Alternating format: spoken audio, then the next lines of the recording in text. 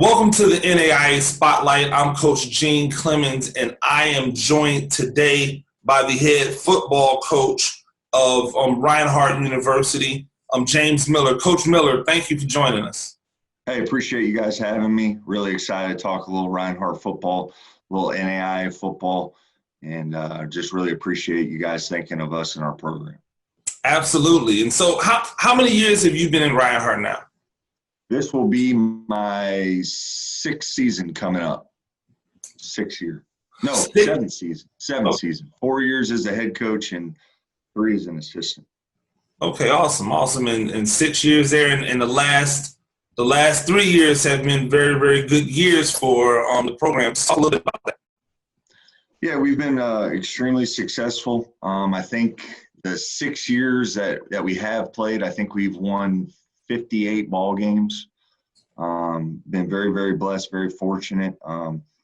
We really try to recruit our state as hard as possible. I'd say 90% of our rosters from the great state of Georgia. I'm a Florida guy, but I really believe the best football in the country is played in Georgia.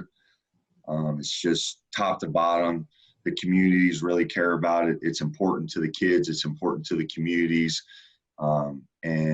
And it just means a lot in this state to play really good football. And there's just tons of players. Every school that we compete against recruits against us down here. You got all the 1AAs, all the NAIAs, Division IIs, all competing for a lot of kids. But it's just a great state, really good players, kids that know what it takes to be successful, and makes our job, semi-easy at times. What you're saying that, what you talking about, your focus on recruiting in state, when you do go out of state to, when a kid from out of state's interested, what makes the difference for you when you decide, this is a kid that we want to bring in that may not be from the great state of Georgia? Usually it's going to be a transfer. So this year we signed 2 Mississippi JUCO guys, and then we signed a transfer from out of Florida. Actually, 2 transfers from out of Florida, one from Miami, one from, I think, in the Tampa area.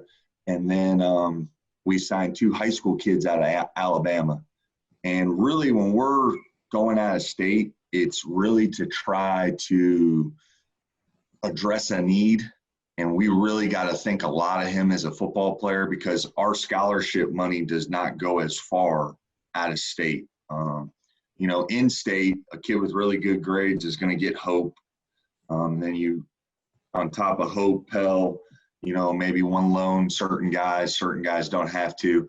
Our scholarship money can just go farther. So if we're going to go after an out-of-state kid, especially a high school kid, he needs to really be a guy that is high on our board, a guy that we really think a lot about, a guy that we've established a really good relationship with, a guy that we think can come in and immediately, I'm never going to say a kid's going to start, but a kid that we think can come in and maybe push for some playing time, push to get into that 2 deep and hopefully make us better.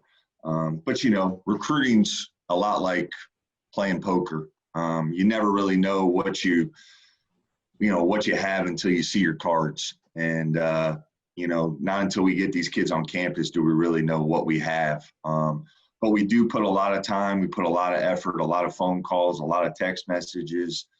We try to watch them in person. We try to watch them multiple times on film. And then one thing that we do unique is when you come on campus, we're going to put you through a little workout. Nothing that's going to kill you. We're going to put you through some position drills. We don't run 40s or time them at an official visit, but we do work them out, and we put them through some little drills just to see how they work with the coach, how he works with us, and I tell the kids when they come on campus, much as I'm recruiting you, you need to make sure it's the right fit for you, because we want it to be a one-time decision that's best for you and your family as much as it is best for us. No, that's great. And so what about that culture and that climate that you've built there that you believe has allowed you guys to have so much success over the last few years? It really started with the Chronics. I worked for Danny Chronic my first year, and then Drew Chronic took over for 2 years. And they are both very tough-minded, very, we're hard on the kids, but still love on them really hard. And we practice extremely hard. We're in great condition, and we just want to build a culture of, our motto is pay the price. And what are you willing to sacrifice? What are you willing to do? What are you willing to put your body through every single day in order to achieve something great? And to be able to achieve something great, you have to be able to do all those things. You're going to have to sacrifice relationship, or you're going to have to sacrifice going out. You're going to have to sacrifice, if you're not good in school, finding a way to make it work.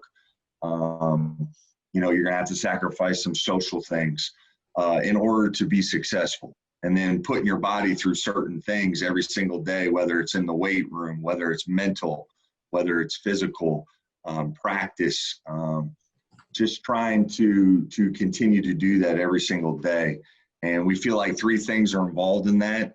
So PTP is pay the price, and it's being prepared. So being prepared mentally and physically, handling yourself off the field, being, taking care of your nutrition, doing what you need to do in the weight room, the training room, handling your stuff in the classroom. Because I tell them, if you're doing things right on the football field, but you're not doing things right across the street, it's going to show up on the field. And then the T is for team. Nothing comes before the team. The team's always first. We're not an offense where we're going to have, most of the time one back that is just glaring above everybody else. You got to be an unselfish player to play in our offense, to do what we do. And, the team always comes before everything. We're a team-oriented group on defense. We're going to run to the football. We're going to play with relentless effort. You're going to be where you're supposed to be, when you're supposed to be there, and doing it the way the coach wants it to be done. And then the last P is passion. I'm very passionate about what I do. I work extremely hard at it. I expect our kids to be the same way. I'm a guy that loves to have fun. I love to joke. I love to play around. But when we cross those white lines, it's a business. I don't get paid to teach. I don't get paid to do anything else but to win football games. And I take it serious, and I want our kids to take it serious. And when it's grind time, I expect them to be out there and be enthusiastic about it, play with some swagger, have fun with it, but understand you can have fun with it, but there's still a fine line of, is it too much fun? Are we handling our business? Are we not doing things the right way? And, to be honest with you, in the last 2 years, 3 years, I was very fortunate. Our first year we played for a national championship. And sometimes, as a young coach, you think you got things figured out, and I didn't. And the next 2 seasons have really been a growing process for me, and really been eye-opening for me from a standpoint of how much I've grown, I think, as a football coach, how much I've grown in understanding that I needed to do a better job of developing our leadership within our football team from a player standpoint. Not as much from a coaching staff standpoint, because I feel like we do a pretty good job of that. But I tell our kids all the time, it means more coming from you guys than it does from me. If me and you are playing together and I'm not handling myself, and you come up to me instead of a coach and say, hey, James, you need to pick your crap up because you're not doing things the right way, it's just going to hit me harder than it is if it's Coach Miller.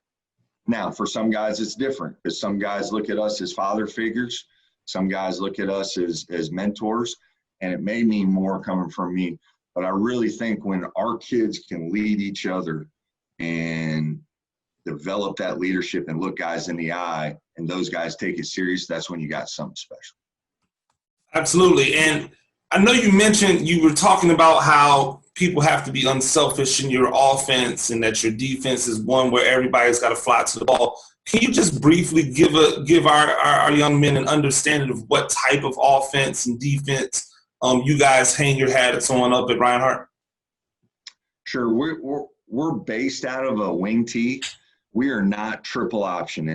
Been a bad misconception in recruiting that we're triple option. We don't do triple option. We're basically inside zone, outside zone, power, counter, jet sweep, and then we're going to do a lot of play actions off it. It's kind of a mixture of Clemson and Wisconsin. We'll get in some I formation. We'll get in spread formations. We're no huddle. We never huddle up. We're right back on the ball. We really try to change tempos to keep defenses off balance, but we're going to run the football. I was an offensive lineman when I played in college, and I want to be physical. I want to run the football. I want to try to hit people in the mouth. That's what we want to do on both sides of the football. I really believe the game is won up front, and you know, if we can control the line of scrimmage, I think we have a great shot of winning the football game. I think areas, you know, and then offensively, you know, we use a lot of backs. We basically have 2 slot positions and then a fullback. Our fullback is usually a bigger guy. Our 2 slots are really fast and got to be able to block. Because you got to be unselfish, because, you know, Coach Jones says it all the time, you're not going to get the rock if you're not willing to block. So those guys got to block for each other, and then having a receiver on the edge that can make a play when we need it, a guy that can go up and get the 50-50 ball, a guy that can run every route in the route tree, and our backs have to be able to do that. You know, when you come in our offense, you're not just a running back if you're a back. You got to be able to run all the routes in the route tree. You got to be able to catch the football. If you can't catch, you know, that's going to be a problem, because you're kind of not just a running back, you're also kind of a receiver, and sometimes you're going to have to play in the slot. Sometimes you'll play out in a X or receiver type position, just with the different formations and things we do. But we run a lot of screens. We run play action. Our quarterback has to be a guy. I usually like athletic guys, because if it breaks down up front, they can make something happen. But he's got to be able to manage everything. It can sometimes be a hard offense to learn, but he's got to be able to be under control and control everything. So that's kind of what we look for on offense. Up front, we want physical guys. That's the first thing I look for on film from high school kids. Are you a finisher? And do you finish every play? Is your highlight, is every play a finish? That's what I want. I want guys that can move. I don't really want big sloppy guys. I want guys that can move. I want guys that are athletic. I want guys that got a little nastiness to them, got a little streak to them, guys that want to work. I want guys that want to work. That's who I was. I was a blue-collar guy. I wasn't the best player, but I found a way to get on the field because I was a worker. And then defensively, you know, we're based out of a 4-2-5. We're not going to do a lot. We're going to blitz you a little bit, but we're going to be very, very sound in what we do. Coach Williams just got promoted to our defense coordinator. Our old defense coordinator got a job at UAB. Okay. Coach Williams was our D-line coach. I've known him for a long time. We promoted from within to kind of keep everything semi-similar, and give him an opportunity. And we're going to run to the football. That's the first thing we look for. We want 11 hats to the ball.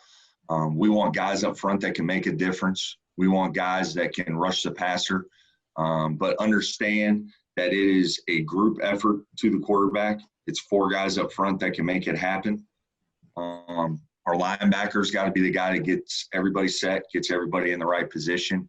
And then our secondary, we're going to play a lot of man. We're going to get up in your grill. We're going to press you at the line of scrimmage, and we're going to be in your face. And we got 2 really good safeties this year, probably 2 of the bigger safeties in all of the country, that are really, really good football players. And just really excited about what we got coming back, what we've built. I thought we had something really going good in the spring before all this COVID stuff. And I'm super excited, hopefully, to get them back this fall.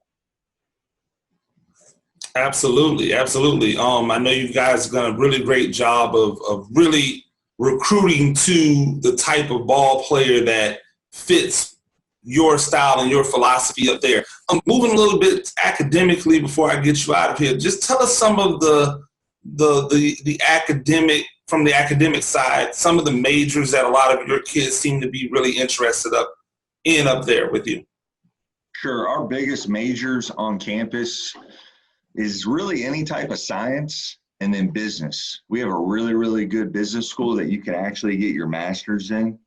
We had a kid 2 years ago, Kentavious Rhodes. He graduated in 3 years, moved on to Howard where he's getting his master's now. And then education is another one that you can get your degree in. But business school is our biggest major. It's the one that most of my players are in, that we have really good relationships with the teachers. There's a tremendous amount of help on campus. We have free tutoring available. We do study hall, we'll do class checks, all those things that every university is doing or should be doing to make sure our kids are on top of their grades. Our team GPA last year was a 3.07, which is, I think, the second highest we've ever had. So really proud of our kids for that. I think out of the last 6 semesters, we've had 5 semesters over 3.0. But being successful in the classroom is really important to me.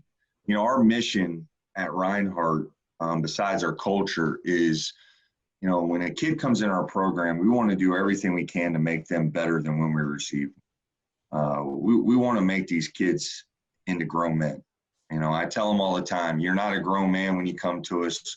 I really don't like when kids tell me that.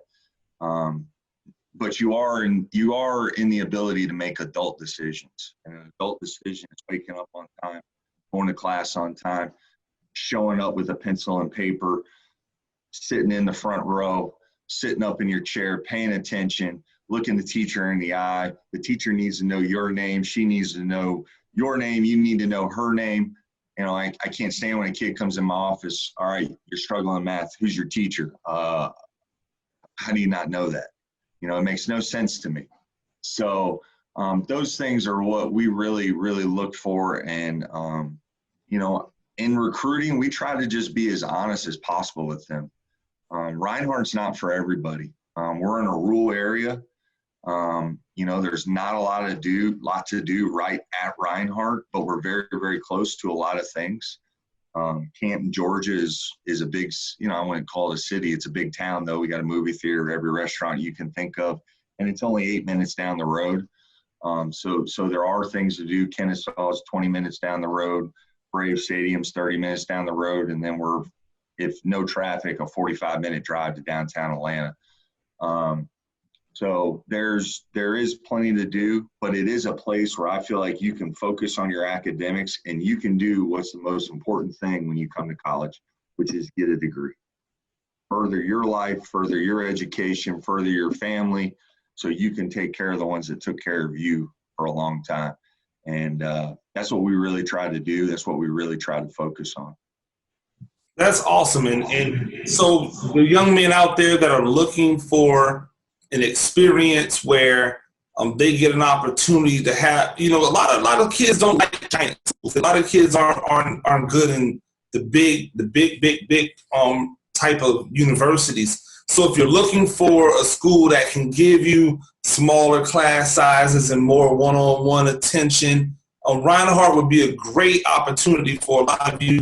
And if you're somebody who wants that attention academically, but you still want to have kind of a life, it seems as if Reinhardt has that opportunity where you can still access all of the big city stuff that you would want to do while having that small town feel for your school. Coach Miller, I really do appreciate you joining us. If any young man out there, if they're looking to, if they think that Reinhardt might be a place where they would want to go to school, what should they do, Coach? They just need to contact us. Contact us on, I'm looking it up on my phone right now. Contact us on Twitter, or look us up, email us. My Twitter handle is @coach_J Miller. And then our football page, I'm pulling it up right now, Coach. I apologize. No problem. Football page is @REINHARDT.EDU. And just send us a direct message. Send us your film. We love to watch it.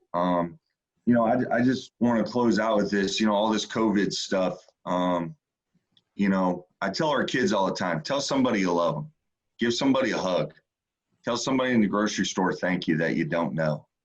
I think so much right now is you know, we got to be vulnerable as a society, vulnerable to each other, you know, and I appreciate the platform that I have to try to affect my kids in a positive way. And I tell our kids, you can affect your community in a positive way. Everybody can do their job to, you know, and just uplift somebody's day every single day. And you know, we need to show more love and less hate. And that's the big thing right now. I really hope we can go back to school because I think our kids need it. You know, I think they really need it. I think they need to get back in school. I think they need to just be around kids and be around people and just think it's healthy for everybody. And I appreciate what you're doing. I appreciate you. You know, NAIA sometimes gets a bad rap, but it's really, really good football. Absolutely.